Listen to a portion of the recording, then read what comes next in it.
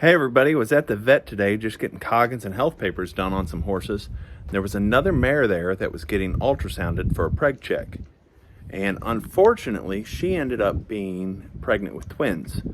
Now, everybody in the horse world knows of a story of a mare having twins successfully and raising them. And that's because when that happens, it's such a rare occurrence that everybody shares it on social media and it goes viral.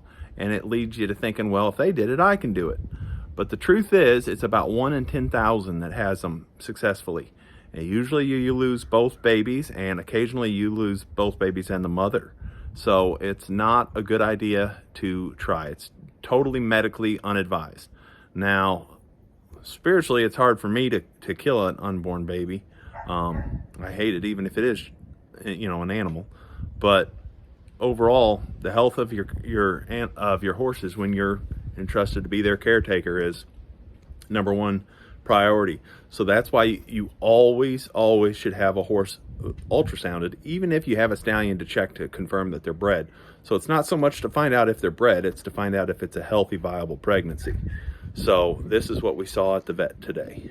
This is a very good example of why determining a mare's pregnancy status is really important, because in this case she has twins, and unfortunately the twins are side by side and we cannot pinch one off and save the other. So a mare that tries to carry twins to term usually won't make it quite to term. Typically the twins do not survive. There are reports of twins surviving, but typically they do not. And there's an increased risk of metritis, of uterine infection with these kids. And when that happens, that increases our risk of post-foaling laminitis, founder. And I have unfortunately seen that where the mare did not survive either. Did you save a picture of the? Dr. Bush has a picture on her phone. Okay. She can probably send that to you. All right, cool.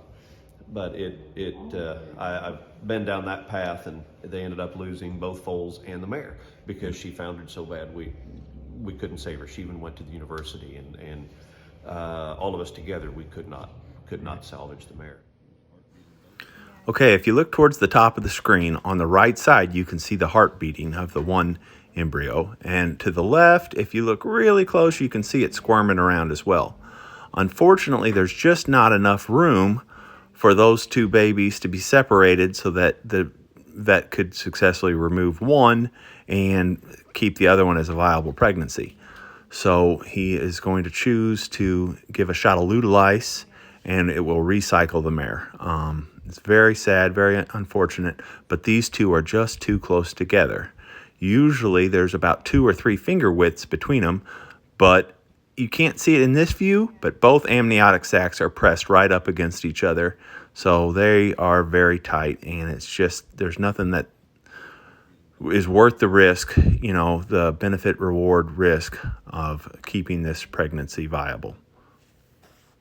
I thought, I was ignorant on this. I thought when you try to get rid of one foal, like you would be guiding with the, what's this thing called? This is the ultrasound. The ultrasound, and then go in the lower port on the horse with a machine to abort the one and leave one. But it's actually, you said you do it.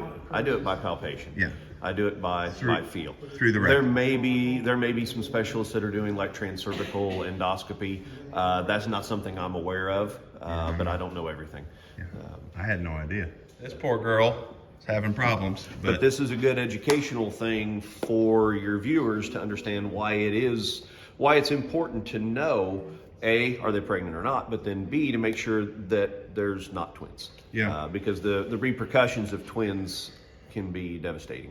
Yeah, and it's not that uncommon, because just of us here, my horse Patty has had twins once before.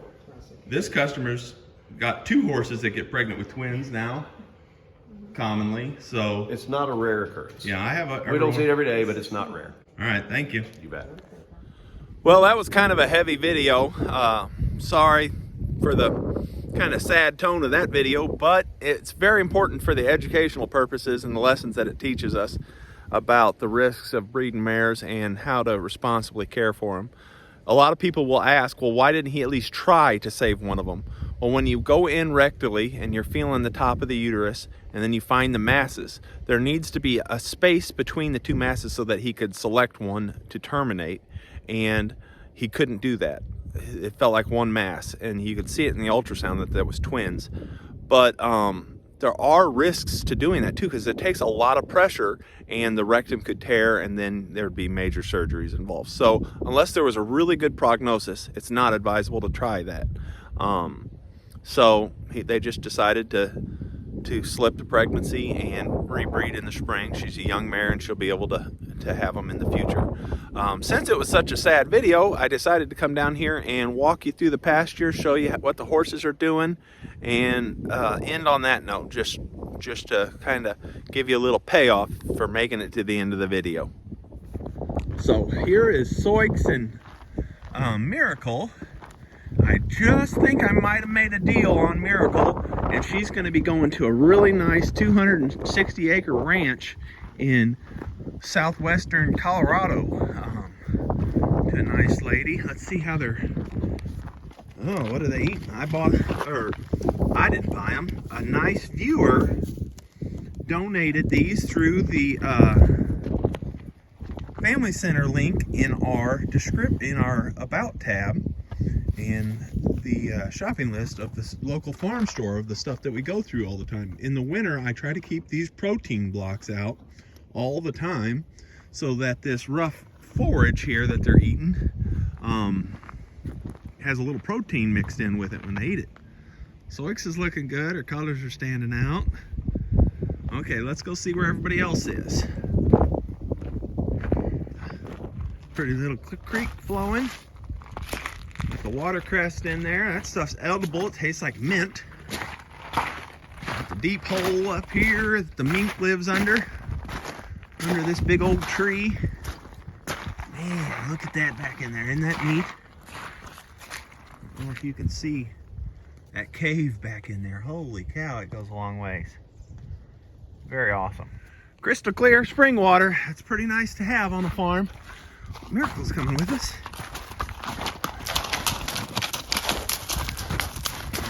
Let's go see what people are doing over here.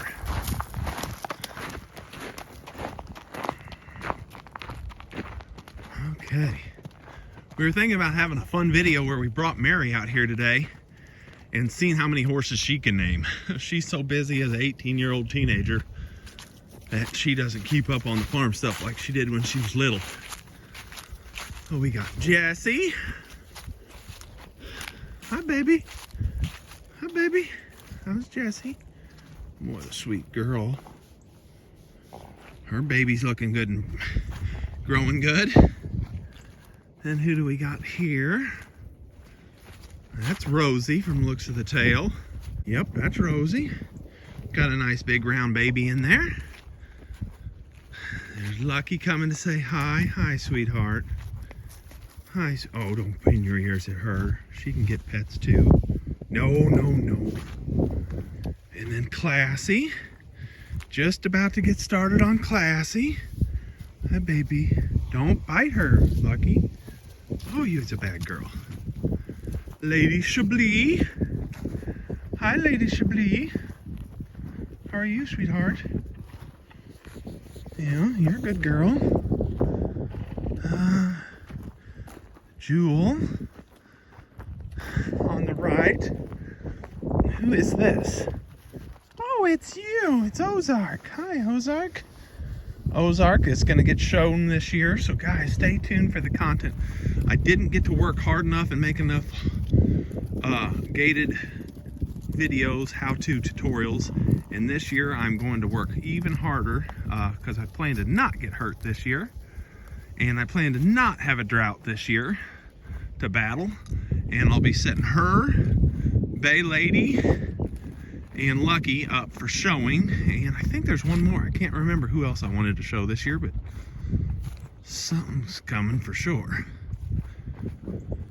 Now here's little Mr. Boots. Man, has he blossomed into a horse. He's getting pretty. Hi, Bay Lady. Hi, sweetheart.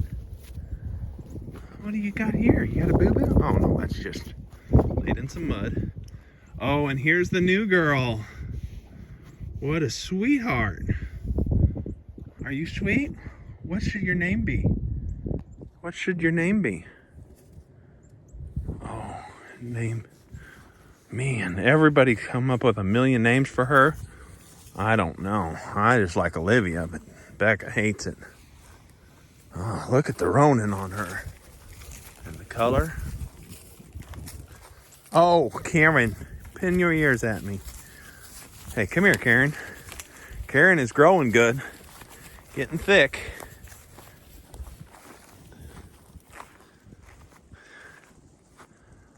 Just a pretty day. Thanks for watching. Hit subscribe if you haven't already, and thank you guys for helping us get to 100,000 subscribers. That happened last night about 6 o'clock, and we were really excited and really thankful. So congratulations to all you two who made it happen too. And then other than that, we'll talk to you later.